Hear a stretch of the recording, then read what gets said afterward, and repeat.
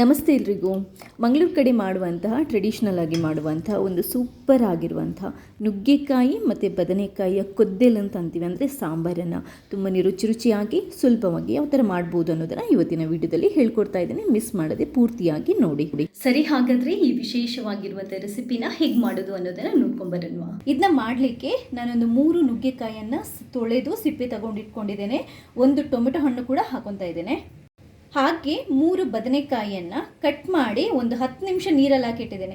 ಬದನೆ ಪದಾರ್ಥ ಮಾಡುವಾಗ ಅಥವಾ ಏನಕ್ಕೂ ಯೂಸ್ ಮಾಡುವಾಗ ಕಟ್ ಮಾಡಿ ಒಂದು ಸ್ವಲ್ಪ ಹೊತ್ತು ನೀರಲ್ಲಿ ಹಾಕಿಟ್ಟು, ಯಾಕಂತಂದರೆ ಅದರ ನಂಜು ಅಂಶ ಬಿಟ್ಬಿಡುತ್ತೆ. ಅದರಿಂದ ಇದನ್ನ ಕಟ್ ಮಾಡಿ ನೀರಲ್ಲಿ ಹಾಕ್ಕೊಂಡು ಕ್ಲೀನ್ ಮಾಡಿಕೊಂಡು ರೆಡಿ ಮಾಡಿದ್ದೇನೆ. ಈಗ ಒಂದು ಪದಾರ್ಥ ಮಾಡುವಂಥ ಪಾತ್ರೆಗೆ ಈ ನುಗ್ಗೆಕಾಯಿ ಮತ್ತು ತರಕಾರಿಗಳನ್ನು ಹಾಕ್ತಾ ಇದ್ದೇನೆ. ಅಂದರೆ ಬದನೆ ಮತ್ತು ಟೊಮೆಟೊನ ಹಾಕೊತಾ ಇದ್ದೇನೆ. ಇದನ್ನ ನಾವು ಇದೆಯಲ್ವಾ ಹಾಗೆಯೇ ಪಾತ್ರೆಯಲ್ಲಿ ಬೇಯಿಸಬೇಕು.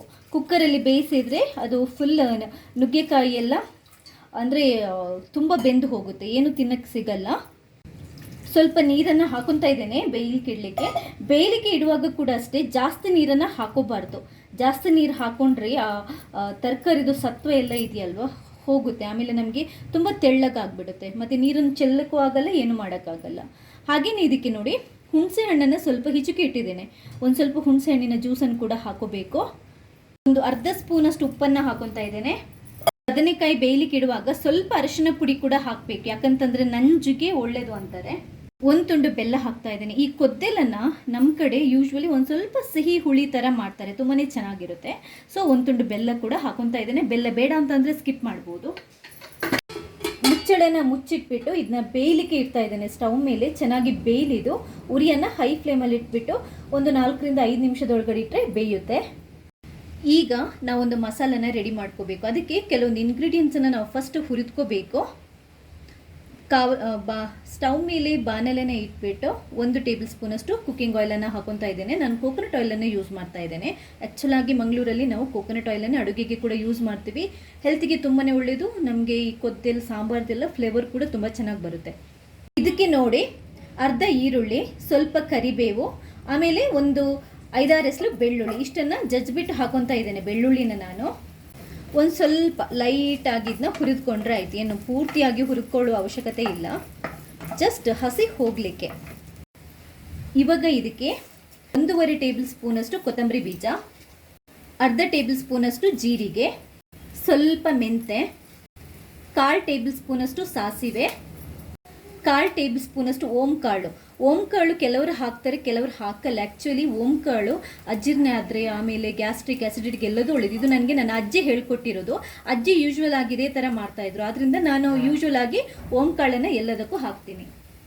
ಒಂದು 4 ಬ್ಯಾಡಗಿ ಮೆಣಸು, 1 ಖಾರ ಮೆಣಸು. ಖಾರ ಜಾಸ್ತಿ ಮಾಡಲ್ಲ, ಯಾಕಂತಂದರೆ ನನ್ನ ಮಗಳು ತಿನ್ನಲ್ಲ, ಇಷ್ಟನ್ನು ಹಾಕೊತಾ ಇದ್ದೇನೆ. ಖಾರ ಜಾಸ್ತಿ ಬೇಕು ಅಂತಂದರೆ ಮೆಣಸು ಜಾಸ್ತಿ ಹಾಕೋಬಹುದು.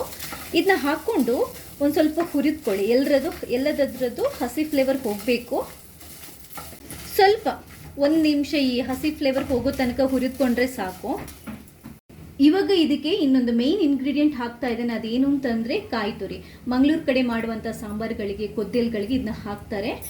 1 ಕಪ್ ಅಥವಾ 1 ಕಪ್ ಸಾಕು. ಅಂದರೆ ನಿಮಗೆ ತಿಕ್ ಜಾಸ್ತಿ ಬೇಕಿದ್ರೆ ಜಾಸ್ತಿ ಹಾಕೋಬಹುದು, ಇಲ್ಲ 1 ಕಪ್ ಸಾಕು. ಸ್ವಲ್ಪ ಅರಿಶಿನ ಪುಡಿಯನ್ನು ಕೂಡ ಹಾಕೊತಾ ಇದ್ದೇನೆ. ಇಷ್ಟನ್ನು ಹಾಕ್ಕೊಂಡು ಒಂಚೂರು ಹುರಿದ್ಕೊಳ್ಳೋಣ. ಅಂದರೆ ಈ ಕಾಯಿ ತುರಿ ಇದೆಯಲ್ವ, ಇದರದ್ದು ಹಸಿ ಫ್ಲೇವರ್ ಹೋಗಬೇಕು.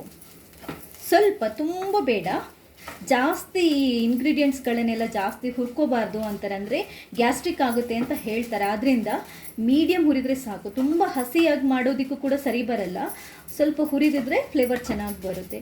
ಜಸ್ಟ್ ಒಂದು 30 ಸೆಕೆಂಡ್ಸ್ ಇದನ್ನ ಜಸ್ಟ್ ಹುರಿದ್ಕೊಳ್ಳಿ ಸಾಕು. ಸ್ಟವನ್ನು ಬಂದ್ ಮಾಡಿ ಇದನ್ನೊಂಚೂರು ತಣ್ಣಗಾಗಲಿಕ್ಕೆ ಬಿಡೋಣ. ಈಗ ತಣ್ಣಗಾಗಿದೆ ಇದು, ನಾನು ಇದನ್ನ ರುಬ್ಕೊಳ್ತಾ ಇದ್ದೇನೆ. ರುಬ್ಕೊಳ್ಳುವಾಗ ಒಂದು ಸ್ವಲ್ಪ ಹುಣಸೆ ಹಣ್ಣನ್ನು ಹಾಕೊತಾ ಇದ್ದೇನೆ, ಜಾಸ್ತಿ ಬೇಡ, ಅವಾಗ ಬೇಯಲಿಕ್ಕೆ ಇಡುವಾಗ ಕೂಡ ಹಾಕಿದ್ದೇವೆ. ಮತ್ತು ಒಂದು ಅರ್ಧ ಲೋಟದಷ್ಟು ನೀರು. ಸ್ಟಾರ್ಟಿಂಗ್ ರುಬ್ಕೊಳ್ಳುವಾಗ ಜಾಸ್ತಿ ನೀರು ಹಾಕ್ಕೊಳ್ಳೋದು ಬೇಡ, ಅದು ಅಂದರೆ ಗ್ರೈಂಡ್ ಸರಿಯಾಗಿ ಆಗಲ್ಲ. ಸ್ವಲ್ಪ ನೀರು ಹಾಕಿ ಒಂದ್ಸರಿ ಗ್ರೈಂಡ್ ಮಾಡ್ಕೊಂಡು ಮತ್ತೆ ನೀಟಾಗಿ ನೈಸಾಗಿ ಪೇಸ್ಟ್ ಥರ ರುಬ್ಕೊಳ್ಳೋಣ.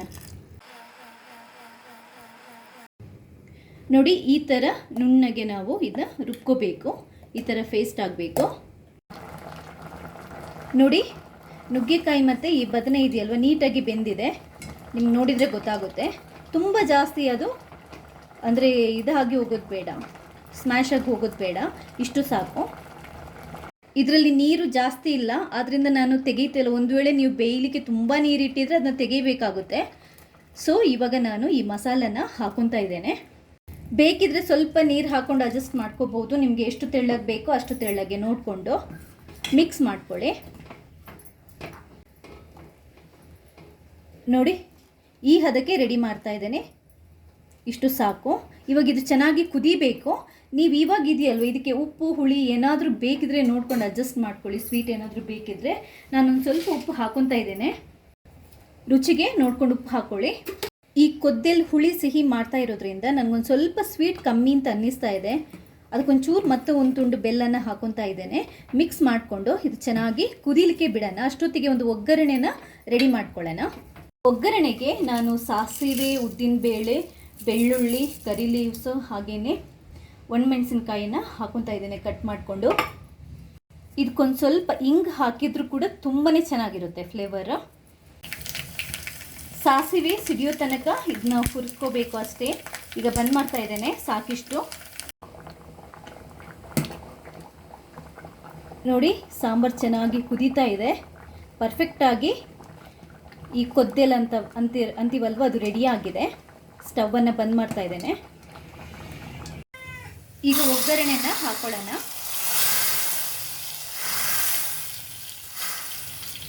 ಒಗ್ಗರಣೆನ ಹಾಕಿ ಒಂದು ಮುಚ್ಚಳನ ಪಟ್ಟಂತ ಮುಚ್ಚಿಟ್ಟು ಬಿಡ್ಬೇಕು. ಯಾಕಂತಂದ್ರೆ ಆ ಪರಿಮಳ ಇದೆಯಲ್ಲ ಹೊರಗಡೆ ಹೋಗಬಾರ್ದು. ಈ ಥರ ಒಂದು 5 ನಿಮಿಷ ಆದರೂ ನೀವು ಬಿಟ್ಟು ಕೊನೆಗೆ ಯೂಸ್ ಮಾಡ್ಬೋದು.